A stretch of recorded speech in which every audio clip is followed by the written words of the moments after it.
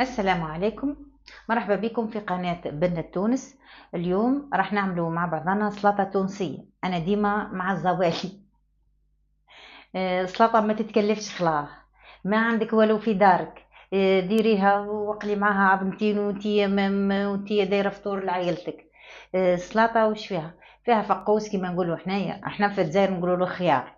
نقسموها، نحيولو الزريعة هذيك اللي من داخل ونقصوه مربعات رقيقة، وشوية طماطم، شوية فلفل وراس بصل. نقصوهم كل مربعات صغيرة، نقصوا ونرجعوا.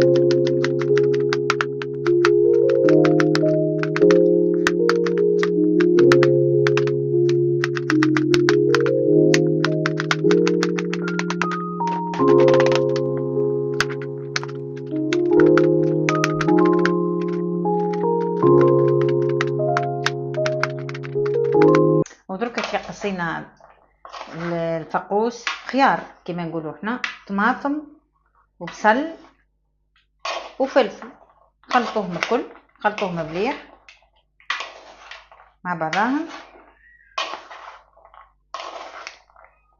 نديروا لهم شويه ملح،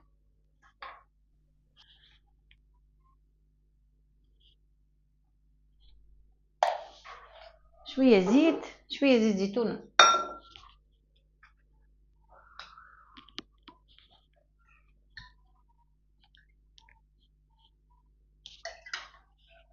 وشويه نعناع شايح.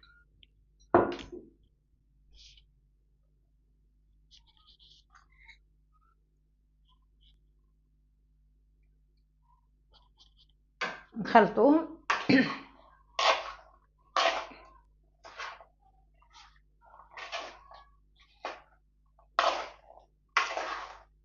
هذا هو الفاح تاع السلطه التونسيه، زيت زيتونه وملح ونعناع شايح، خلطوهم مليح.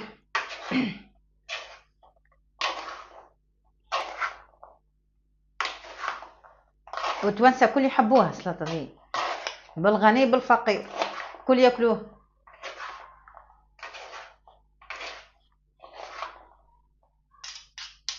نحطها في صحن.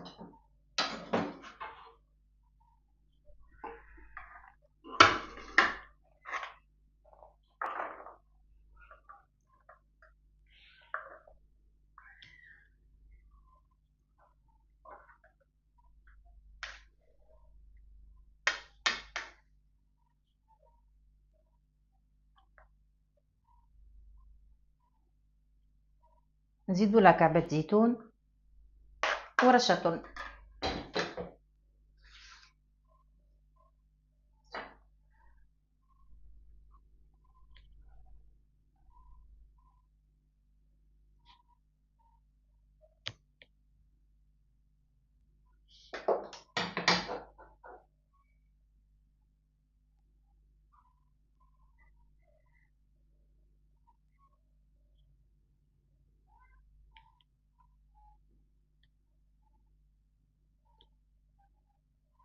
وصحة وبشفاء.